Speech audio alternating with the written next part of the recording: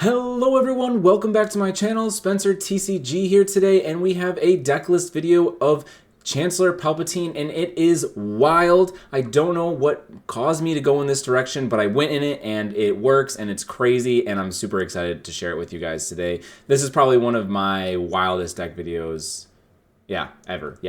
This is some crazy stuff. All right, guys, so here we are. We have aggro Chancellor Palpatine with Tarkin Town. We're yellow-red. We have 26 1-drops in this deck, which is, aggressive. So, when you build Chancellor Palpatine, I feel like there's two ways you can go.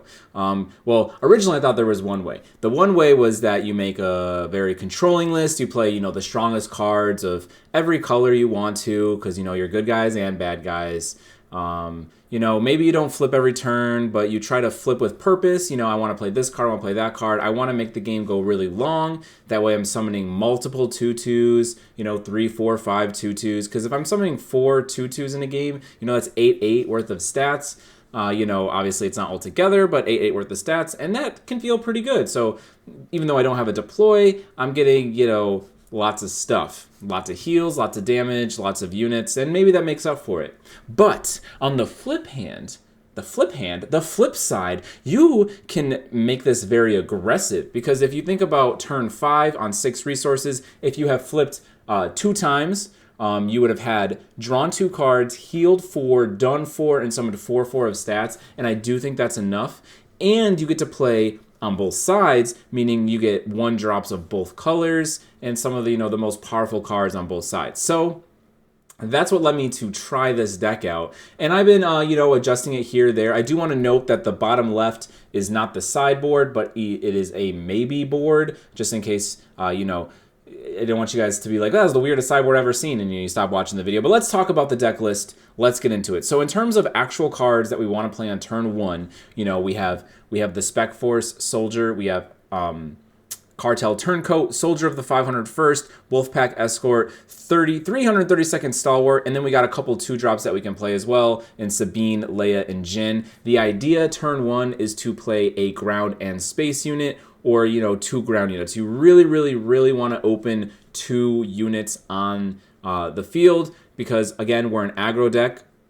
And the idea is that we're flipping Palpatine every single turn besides the first, unless our opponent graciously kills our unit, which if they do, that is a big mistake on their part. But, the idea is that we're flipping every turn starting on turn 2. So if I have 2 units on the field, I can, take my first unit, swing face, take the second unit, attack their unit, and Tarkin Town it if it doesn't trade off, right? That way, the Tarkin Town is really just there to help me actually mitigate that early game, because then I will keep a unit, they lost their opening play, and then I'm activating Palpatine, I'm flipping him to his dark side, where then our next turn is going to be super explosive, right? So, great turn 1 plays are Leia in conjunction with, any 1-drop. I really like opening ground and space, which is why I was considering adding another Wolfpack Escort.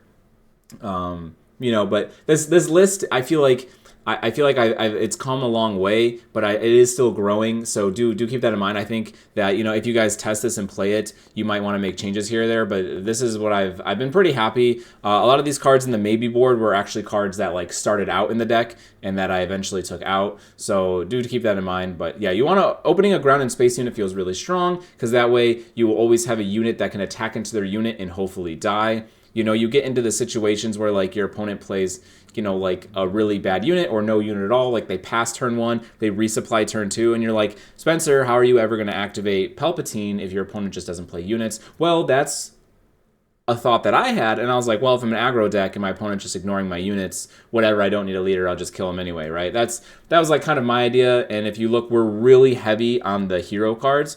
So we have 15 dark side cards altogether, and I would say really 12 ones that are we can play on the early-ish side, because we're playing 3 Ruthless Raider. So we have On the Doorstep, Infiltrating Demolisher, which this card is absolutely disgusting. It's very, very good. The Guavian Antagonizer, and then we have the Death Star Stormtrooper. So 2 of our bad guys are 1-drops. which feels really nice because you get to these 4 resource turns and you can, ideally you play one of the 4 drops. I mean, Infiltrating Demolisher, you guys will see in this deck, actually you exploit all the time, either to activate your leader or just to, get rid of one of your 1/1s from on the doorstep, or just like, a crappier Wolfpack Escort, and just, apply a ton of pressure. But yeah, you play, your dark side guy, and then, you get to play Kiro for the rest of the turn after you flip your leader. So it's really cool because on one turn, you get to decide when you want to play your good guys and when you want to play your bad guys. I will say this deck is pretty hard to pilot the first few games. It definitely takes some getting used to. Resourcing is incredibly difficult. Some tips for resourcing, now we're getting sidetracked, is you probably always want to keep one bad guy card in your hand because that's the point of the deck. If you can keep a second one, that's pretty ideal because I think you really only need to draw 2 the entire game to be happy. Obviously, you can draw more, and there's like cute combos that you can do throughout the game. But not seeing that second one can feel really bad. Ruthless Raider is something that is one of the craziest cards in the deck, because you think of something on turn 5 on 6 resources, you play your Ruthless Raider, you deal 2 to their face, you activate your Palpatine ability, you deal another 2 to their face, and summon a 2/2. That's a pretty wide board, I think. Especially since, like, when your Ruthless Raider dies, if it can even kill it, it does another 2. And that's just, like, a really good finisher, I think, for an aggro deck. Just to be putting out, like, 4 damage, and then also, like, saying, hey, I have a ground and a space unit now, and you're going to need to answer both of them, or I'm probably going to close out the game. So, on the doorstep on, 4 resources, creates 3 1/1s ready to attack, and you get to do 2 damage with the base. So, you're summoning 4 units, 3 1/1s and a 2/2, dealing 5 damage to your opponent, and that's crazy. And you have now 4 units on the board, which I did not initially have 332nd Stalwart in my deck, but it is easy as heck to get Coordinate online in this deck. This card just feels insane to drop later in the game, where you're just here's 3 bodies. Another thing that caused me to go aggro with this deck originally, it was the drawing a card is actually super important. I feel like when you play a deck with a bunch of 1-drops, it's very easy to run out of steam. But, you very reasonably, will draw 2 cards by 5 resources. And those 2 cards, literally make up for, playing an extra card every turn. A free card feels so good. I didn't know how good it felt when I've never paid a resource just to draw an extra card, but it feels amazing just to draw an extra card. It really feels like you're, cheating the game. And being able to play all these extra small guys. We have finishers in the deck, Surprise Strike, Hot Shot Blaster, Falcon. I feel like these are cards that you don't necessarily play on curve, but you play on the later resource turns, on 4, 5, 6. Probably not 4 because that's our dark side turn ideally, but on 5, 6 resources is probably when these cards are coming out in conjunction with other things. Leia is super versatile in this deck, that she can, be a turn 1 play that lets you play a 1-drop, or you can, just play 3 or 4 units later in the game, or you could just, tap their leader down. When I was testing this deck against Boba, it felt really strong to play Leia and tap their Boba, and now their Boba, is banned, but whatever. So, same thing. Any leader that comes out early, it can feel pretty nice just to tap it down. If you're playing against an aggro mirror like Sabine, and they go, summon Sabine, equip the Darksaber, and you're just okay, Leia, tap it down, and now I'm probably going to win any race this deck has, which is originally also why I had No Good to Me Dead in there and Spark of Rebellion, because I was I can answer really problem cards making their unit super big and then somehow outracing me, or playing Overwhelming Barrage. I think Overwhelming Barrage is pretty good against this deck, though I think I'm finding more and more ways to play around that card. But yeah, this deck does take reps, but it is super fun. I feel like I was all over the place in this deck profile, but I really, really encourage you guys to try this. It is so explosive.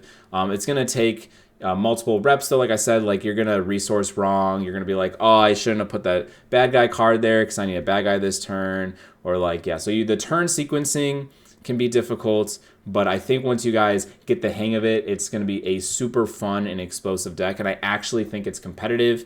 That's the thing, and I'm still making adjustments. My goal is to get this on the tier 1 level, and I actually think it's super close if it's not there already. With Boba going away, this deck shot up like super hard. If we talk about its control matchups, it just crushes control. First off, you're going way too wide, and if you look at the Saboteur, like it's just all over the place. Like you have it in the Guavian, you have it in Fighters, you have it in Infiltrating Demolisher. You play 3 Spec 4 Soldier, Fighters for Freedom. Like Jin can even get it. Like you're playing so many cards to ignore Sentinel, and you're going so wide that yeah, these control decks are just it's just doomed for them. And another thing I want to point out before we end the video is I really do, even though this deck has a crazy low curve, I think you could play for a more late game. If you wanted to make your sideboard that way, I think you could side Tex. I think you could side like K2SO.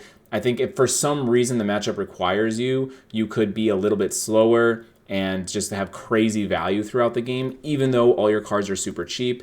Like that's where like the Waylays, Tex, and Sparks would come in, because then you're pretty much answering like all the decks, right? Another thing to talk about is like R2-D2 didn't make the cut because it's too good of a body. I think if you play it turn 1, it's like never dying. So this card is actually like a better card later in the game. And then, you know, when I was deciding that, I was like, well, like if I, you know, like Sabine feels really great late in the game because of her aspect effect, and you're playing dark side cards, so she's really hard to attack. And like Jin gets bigger and can ignore Sentinel, and then Leia's like just super versatile. I'm like, I don't think if R2-D2 makes that 2-drop cut. So yeah, guys, we were here, we were there. Tell me your thoughts below. I know this deck looks crazy, but I want you guys to try it. Trust me, it's super fun. I think it's really good. And yeah, before I go, on Thursday is my locals. I'll be bringing this deck and making some gameplay videos. So if you guys want to see it in action from me, look forward to that either Friday or Saturday going online. So, and thank you guys so much for watching. And as always, peace.